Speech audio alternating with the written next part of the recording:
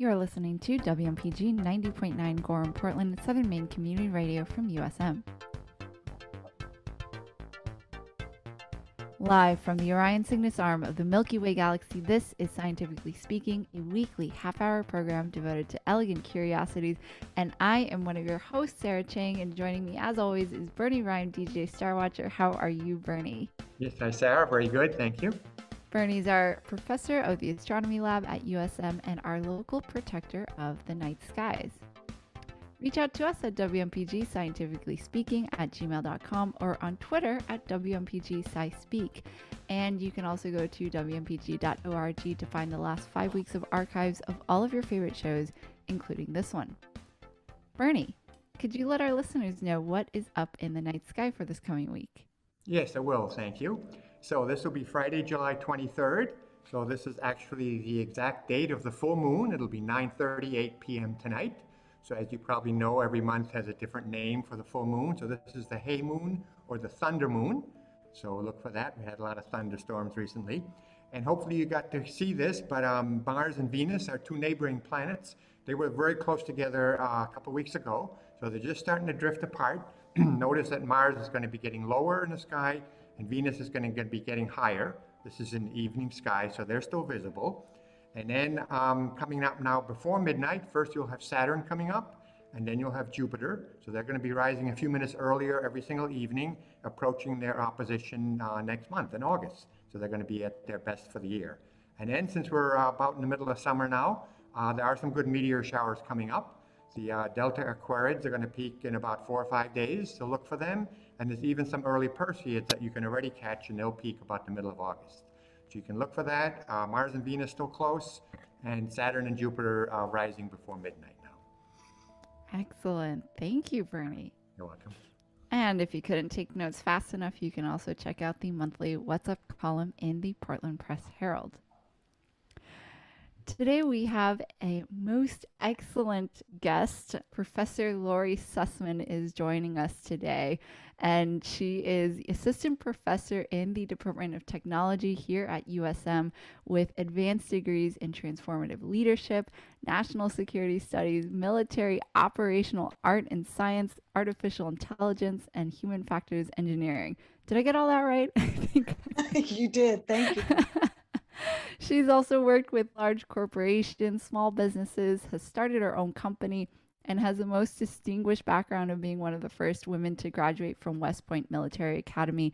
She served in the White House in several communication agency roles for President Bush and President Clinton, was a space architect and executive officer for the Department of Defense, served in the U.S. Army working in IT infrastructure and strategic planning as CIO and Chief of Staff of the Army Technology Special Assistant, Executive Officer for the Joint IED Defeat Organization. Thank you so much for being willing to join us on our humble show and let us all bask in the limelight for just a little bit. I'm very, very honored to be here. Thank you for having me. I feel like the way that the military does their titles is really confusing. It's really different from the private sector. Your rank is, colonel, captain, whatever it is. I retired as a colonel, but job descriptions, yeah, they can be kind of long and interesting. So, and how long have you been at USM now? Yeah, it's starting my 4th year total, 3rd year as full-time faculty. I did a year as an adjunct in the business school. And then moved over to the Department of Technology as full-time faculty. Yeah, that's awesome. And I think that was around that transition period was when you and I had first met for regarding kind of women in STEM and getting that to the forefront of conversations. That's right. It was great to see you. It's crazy that in the United States, women are more than half of the population, and yet we represent less than 13% of those people who are going into STEM in Maine, and less than 14% nationwide. So we've got a way to go to get more women interested in different areas of STEM, and especially my specialty, cybersecurity, which is wide open, real hot today for workers. Yeah. Um, Great segue, because you studied at West Point Military Academy and you were one of the first women to graduate from there. Of all of the areas that you could have gone into, you pursued engineering. Was there a specific engineering that you had studied there? Well, when I went to West Point, there was one curriculum so everybody got the same Bachelor of Science. In fact, we had so few electives. I had 4 electives as an undergraduate for my entire time I was at West Point. So that was not even enough to have a minor. They called it a concentration. So I got one elective every semester, junior and senior year. But overall, we all got general engineering degrees. And so it gave us enormous breadth. So when I got my master's in artificial intelligence, I had everything I needed to get accepted to George Washington University. Yeah. So, did you come from a family with a military background, or how did you end up going to West Point? Not at all. Yeah. I think what you get exposed to in that K through 12 period really is very influential. My dad was in the toy business, and my Oh, mom was a stay-at-home mom. And no, I mean, military was very far from their consciousness, other than my dad spent a couple years in the Army as part of mandatory service at the time. But I was part of Civil Air Patrol as a high school student and really enjoyed the program. And so those students who are really successful in Civil Air Patrol went and tried to go to service academies. And I remember saying, "Oh, that sounds cool. I want to be, I want to do that." And they said, "Stupid, girls aren't allowed to go to military academies." So when it opened up in 1976, I said, well, that's what I want to do. And so I was absolutely honored to be accepted with the 4th class. I entered in 1979 and graduated in 1983. wow. And what what was the numerator and denominator in terms of females to males at Well, that time? it was an interesting time. The original bill that allowed women to actually go into military academies had a cap of 10%. Oh, So the Corps of Cadets were 4,400. Each class brought in about 11 to 1,200 students. And so there could only be about 120 women at that time. And so what happened was that because of there was a great deal of disgruntlement and barriers. There were a lot of men who just and graduates who didn't like or accept the fact that women were entering West Point. And so, the attrition for women was generally high at first. If you look at most psychological research, anytime a minority is less than 10 to 15%, you'll find that there's the systemic bias increases over time. And so what happened was it really crescendoed with my class. The men from class of 80 were very bitter, and they started a very unfortunate initiative they called Project Zero, which was to run all the women out of my class. wow. And so we started with 126 women. We graduated just over 50. And so we had the highest Oh my attrition rate God. ever. So that's when they went back to Congress. The cap was lifted, and they started bringing in about 200 women every year, so that the class, by the time they were seniors, with the regular attrition rate, that the normal attrition rate at any academy is 25% or higher. So 1 in 4 don't make it. So by bringing in 200, they were able to still be around that 10% number, but not have the attrition that got us into really areas that increase bias, increase the inability to support each other. And so they even throw out my class when they do statistical analysis, because we're just so off the charts aberrative when it comes to the data. Can I ask what did Project Zero entail? Like what did they try to do? They just tried to run out as many women as they could. Just making it miserable for Yeah, in essence. mm, But that was a long time ago, and things have gotten a lot better at the service academies in general. I think that if you look at what's been talked about in the news with General Austin, and I know him personally from my time in serving.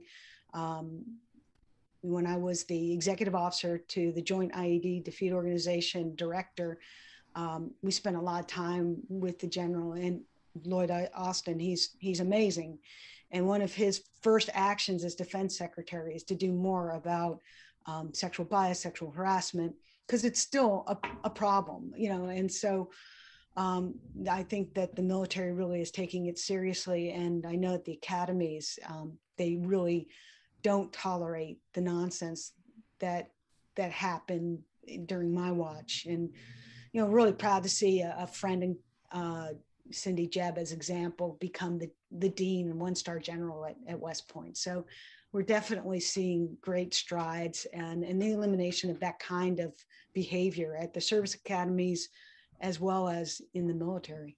you know. Well, I mean, it's really easy to say that you are probably incredibly strong for going through that and making it out, but yeah, you shouldn't have to deal That or with hard-headed, who knows? that.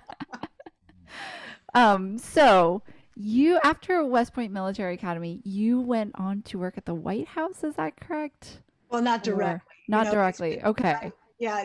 So, like any brand new second lieutenant, I spent time learning how to be a troop leader. So, I led at the battalion, excuse me, at the platoon level, then a company, platoons being about 30 people, company command came later as a captain, and that was about 120 people.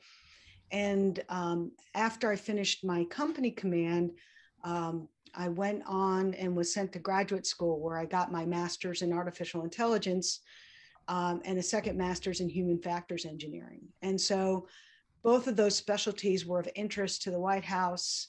And, having gone to West Point, I was still 17. I was very clearable because I didn't have much of a life. So I was easy to clear, get it, and serve at the White House because the clearances to have proximity to the president, there's a number of compartments and clearances that it takes about a year to have all of the intelligence background checks for that. So I got done in about 6 months, and while I was still in graduate school, and then served 4 years at the White House. My role at the White House was the directing of the computing. So I had the computer infrastructure responsibilities that supported the president in his role as commander in chief. So, it's funny because until you get to places like the White House, you think that the things you learned in high school civics is just like in a book and a text, and it's no rhyme or reason, but it really actually is a big deal. So the president has 3 hats. If you go back to high school civics, he's the head of state, head of government, and he's the commander in chief. And so there are 3 agencies at the White House for his roles as head of state, head of government, and head of the commander in chief. And so I had the computer systems that supported him as commander in chief and had to make sure they interoperated but didn't leak security data to head of government and head of state systems. So State Department, as an example, had computer systems the president had to have access to. And there are certain seams, if you will, from a security standpoint that state doesn't want DOD to see and DOD doesn't want state to see. Interesting. Those things are all compartmentalized and carefully orchestrated. It was very interesting. So that was my day job. And then my added responsibility was traveling as a presidential communications officer with the president, which was. What does that mean? Well, the president, wherever he goes, has to be able, as his role as commander in chief, to execute the nuclear option at any given time. So the military is required to make sure he has instantaneous voice and data so that he can perform his mission as commander in chief in the event that there was a nuclear event or any other kind of military crisis. And so wherever he goes, we've got to make sure, we were the White House Communications Agency, had to make sure that he had that infrastructure. So he had that instantaneous data and voice at any moment. So that meant when we went to Brazil and to the rainforest, I had to figure out, in the middle of a rainforest, how I was going to communicate, for that. Underneath this rainforest canopy was not an easy task, let me tell you. So yeah, so that's, when he traveled as the president, I was responsible for his communications. So this might be the wrong picture, but what I'm seeing is a proverbial like button that you have to make sure always has connection access or anywhere he is. Well, it's more like everywhere he is, there's enough communication that I could get him instantly to whatever, or her, in the case of the vice president, because the vice president also got supported. But so yeah, wherever you go, that person, I was the White House communications trip officer. I was the button. If he needed to talk or communicate via data with anybody, I was the one who orchestrated and got him to the right phone or Right. video teleconferencing suite or whatever we needed. Right. And so that scenario of being in the middle of a rainforest under a very thick canopy, what does that look like? That looked like us scaling trees and literally creating holes in the Oh, canopy really? to put up mobile satellite antennas and then run the wire down the tree and have them at strategic sites along the path that was orchestrated for him to, because wherever the president goes, the Secret Service and the communications people agree on that path. And so I had it all along the way. It's literally scaling the canopy to get that coverage via satellite. Wow. So you need to have some good climbing skills. or big trucks. And what about, for instance, if I don't know if he would ever go like in a submarine? I guess communication is not so bad there. Communications to submarines are very robust. So Okay. submarines are easy. Any military vehicle transport is easy.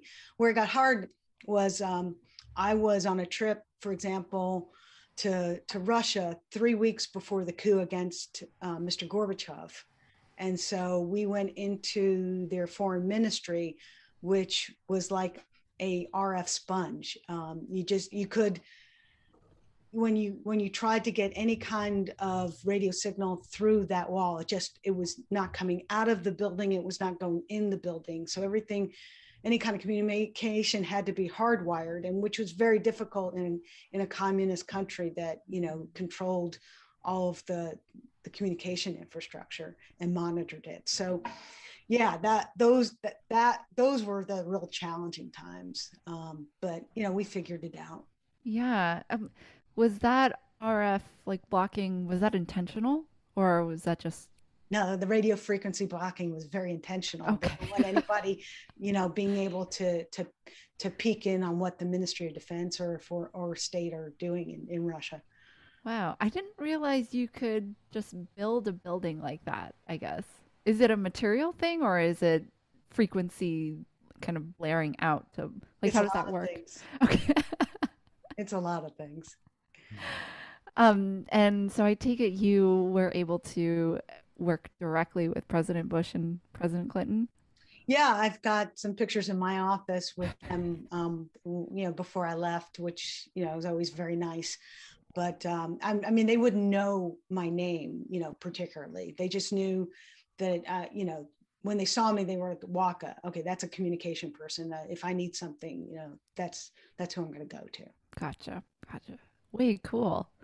And so afterward, you went on to become a space architect for the DoD, or is that I the had a right? lot of assignments. Yeah, after that, I was in the 3rd Infantry Division as a deputy CIO G6, as well as a deputy battalion commander. I was the I spent time at the Pentagon working for the Army Chief of Staff as a space architect. Oh, excuse me, Joint Staff. I was a space architect, and I was also an executive officer to the G6, uh, which is kind of like a military aid job. Sure. And then I was a battalion commander in the 2nd Infantry Division and the G6 for the division. Yeah, and then I spent time as a brigade commander, and then I was the chief of staff and XO to the director of the Joint ID Defeat Organization, General Miggs.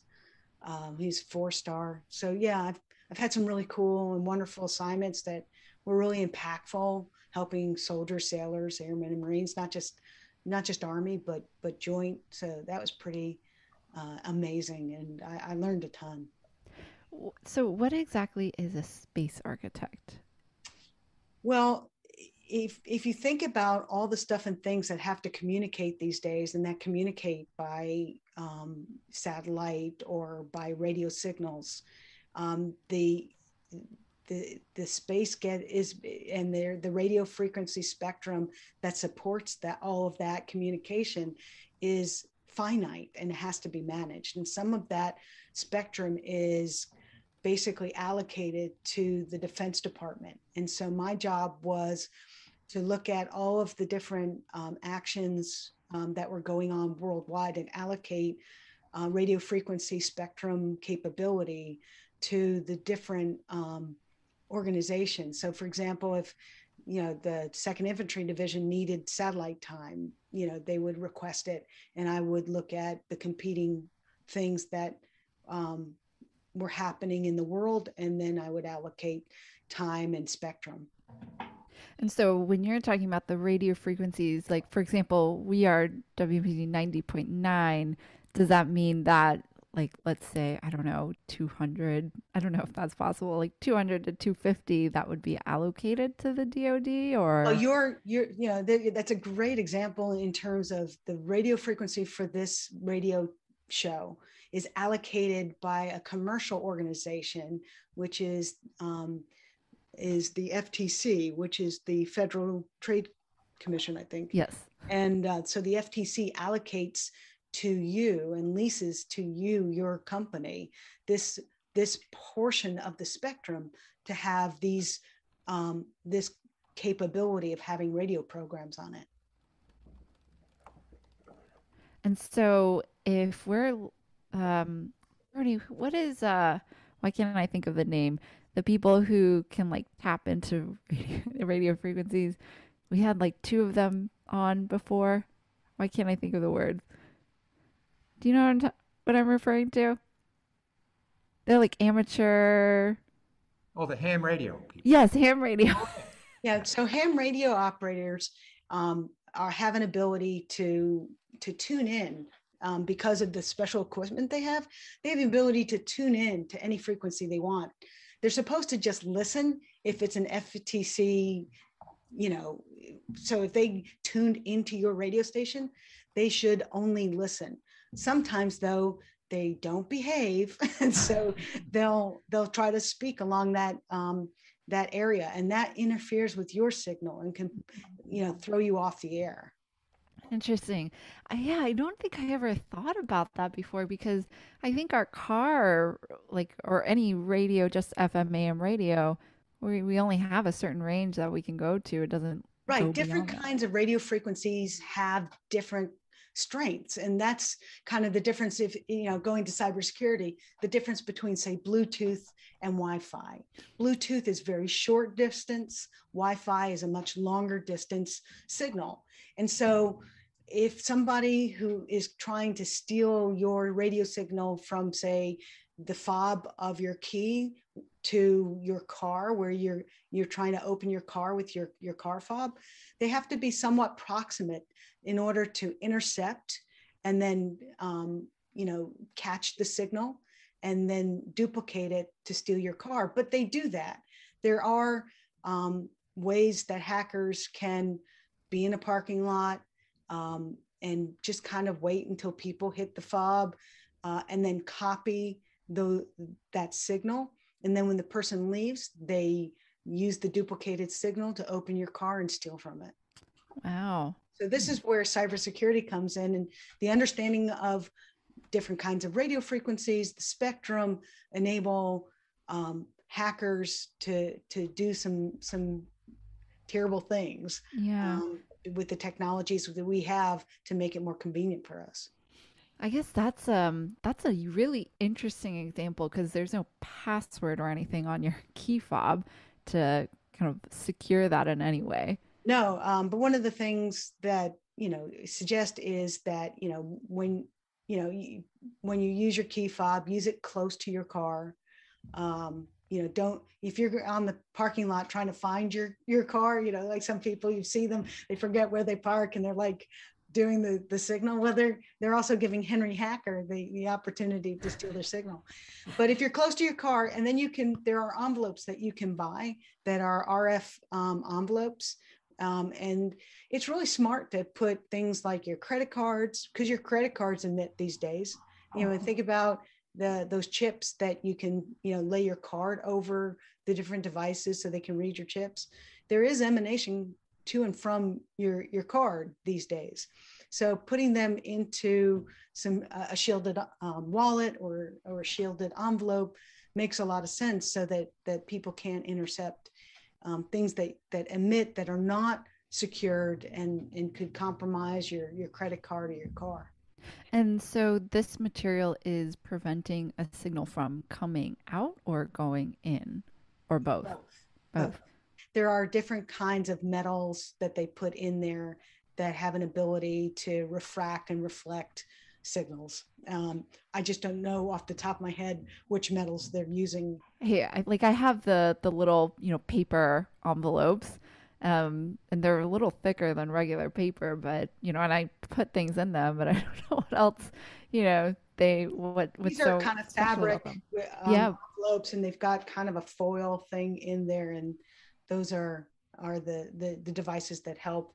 And those are good things to if you have an extra set of car keys, fobs, in your home, it's a smart thing to put in, into those kind of shielded envelopes, just so that nobody can pick up the signal and duplicate it and then get into your car. Because it's not hard to do. It's not like you have to be a genius and build it. You can go to websites that sell these kinds of devices and then just use them. Yeah. You have been listening to Scientifically Speaking here on WMPG with myself, Bernie, and Professor Lori Sussman.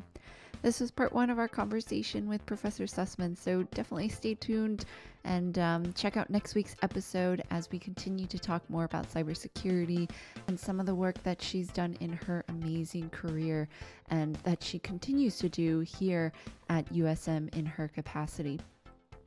Stay tuned for Disco Jams with Jam Lewis, and from your favorite nerds, just a reminder to vaccinate, mitigate, and so we can all congregate.